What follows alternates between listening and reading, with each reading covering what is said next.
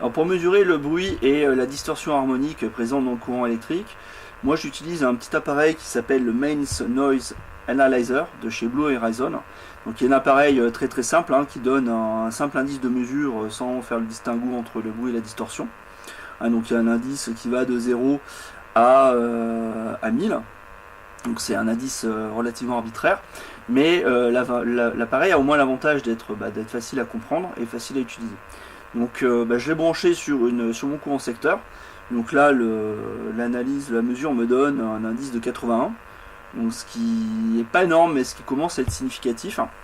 À proximité, donc j'ai branché un ordinateur portable qui utilise une petite alimentation à découpage. Et quand j'allume le PC, alors voilà ce qui se passe. Je vois l'appareil de mesure pour qu'on voit bien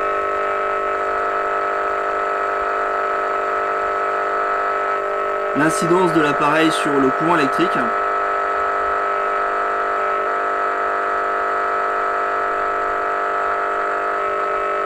Voilà. Donc le fait que le petit PC ait démarré, je vais l'éteindre parce que le buzzer d'appareil de mesure est assez désagréable. Donc là j'éteins le PC. Vous allez voir que dès que voilà, le PC est éteint et on redescend sur des valeurs de bruit plutôt basses, plutôt acceptables. Alors imaginez ce qui se passe chez vous lorsque vous avez un chargeur de téléphone de branché, lorsque vous avez votre box TV donc qui fait exactement les mêmes problèmes à proximité de votre installation et tout autre appareil similaire. Alors on va voir ce que le YG1 est capable de faire en termes de filtrage. Donc pour vérifier la capacité de filtrage du YG1, moi j'ai branché mon analyseur sur une des sorties. Donc là pour l'instant on voit rien, c'est normal parce que l'appareil est coupé. Donc je vais l'allumer.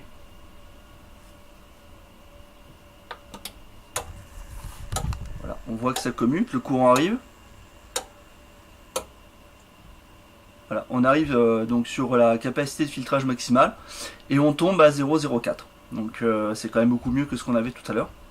Alors je vais faire une vérification en débranchant l'appareil. La prise est quand même bien dure, donc c'est du costaud.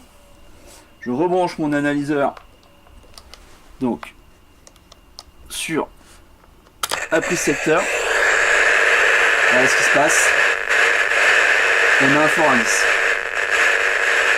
Alors on peut tester les autres prises. Parce que là on était sur le filtre numérique. Alors un filtre analogique, qu'est-ce qu'il donne comme capacité de filtrage? Donc là vous voyez bien qu'on est sur un filtre analogique. Donc un indice de 5. Donc c'est toujours très bas. Et maintenant regardons ce qui se passe sur les prises courant haut qui ont le plus petit filtrage. Et bien on a aussi un indice de 5. Alors ça déjà ça veut dire qu'au niveau du filtrage, eh bien le YG1 est très efficace, donc il fonctionne.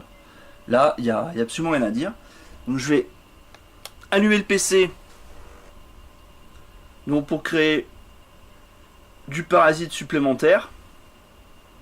Et on va voir ce qui se passe au niveau de la console. Pour l'instant il ne se passe rien. On est toujours sur des bonnes valeurs de filtrage. Donc là pour l'instant le filtre est complètement barrière au bruit. On va revérifier la valeur que nous avons avec le PC d'allumé. Voilà.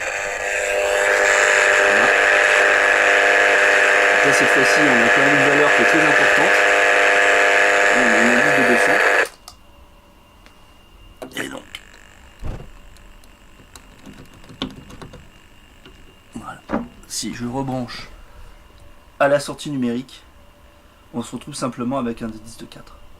Alors maintenant on va faire une autre expérience.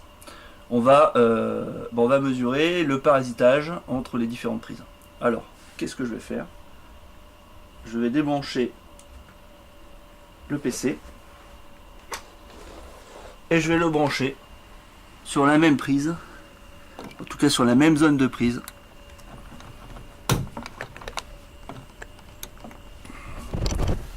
Alors là, c'est vraiment dur. Allez, c'est bon, c'est rentré. Et qu'est-ce qui se passe? L'indice ne change pas. Ça veut dire qu'au niveau du filtrage, malgré le fait d'être sur une prise partagée, donc sur le même filtre, donc sur une même zone en fait, eh bien le PC ne parasite pas la deuxième prise. Alors ça c'est important de le savoir, parce que ça veut dire que sans se casser la tête, vous pourrez brancher tous vos appareils sur ce conditionneur de courant, sans vous soucier du fait de vous poser la question de savoir si un appareil va parasiter un autre à proximité.